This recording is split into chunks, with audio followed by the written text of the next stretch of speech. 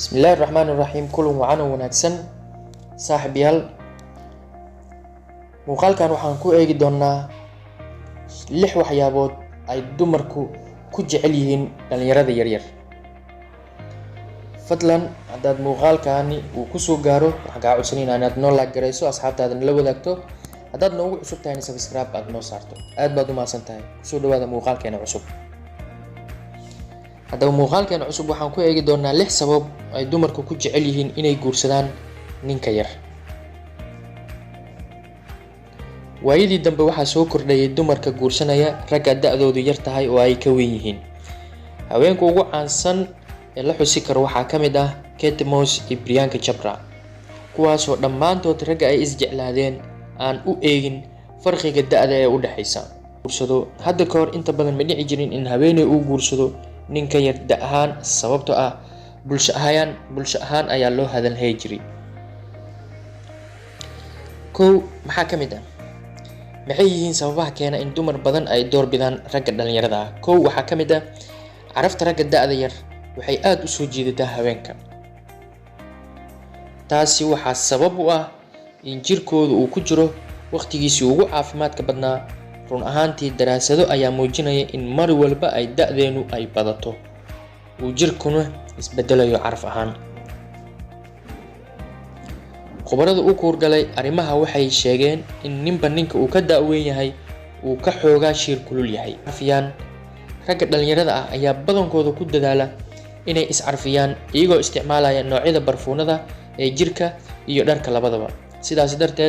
sidaas darteed waxaa aad u sahlan in ay ragga dhalinyarada ah soo jiidasho yeeshaan. mar walba lamaanaheedu wuxuu dunida ka qabaa fikir cusub oo la jaan qaadaysa jiilkiisa. labadoodaba way ku raaxaystaan caalamka. xarakada dheeraadka ah. nimanka dhalinyarada ah waxay caan ku yihiin inay mar walba ka fikiraan labiskooda iyo sida ay isu ekaysiin lahayn. waxay ku dadaalaan inay xirtaan dharkii ugu dambeeyay, aadna isugu qurxiyaan. tusaale ahaan, xarakada ayay ka doorbidaan nolosha iska caadiga ah, waxayna ku tartamaan waxyaabihii ugu dambeeyay ee soo kordha. haddaba ayaa qeexday in dumarka waxyaabaha ay ragga ku xushaan ay ka mid tahay labiska iyo xarakada, taas oo aad u soo jiidata maadaama dooqooda uu qayb weyn uu ka yahay. firfircoonida ragga. nimanka da'da yar waxay hayaan tamar dheeraad ah, waxayna isku dayaan inay sameeyaan waxyaabo xiiso badan oo lamaanahooda ay kala qayb qaadanayso. tusaale ahaan, waxay noloshooda qayb ka mid ah ka dhigaan jimicsi joogto ah iyo caafimaadkooda ay sare u qaadaan. waxaa kale oo ay ku fikiraan arrimo ay ka mid tahay dalxiiska iyo raadinta khibrado cusub, taasoo sii xoojisa xiriirka lamaanaha. 5. farxadda dumarka. nasiib daro, qaar badan oo ka mid ah bulshada hadda ku nool dunida waxay aaminsan yihiin haweeneydii gaarta 30 sano in ay tahay mid da'deeda ka weyn.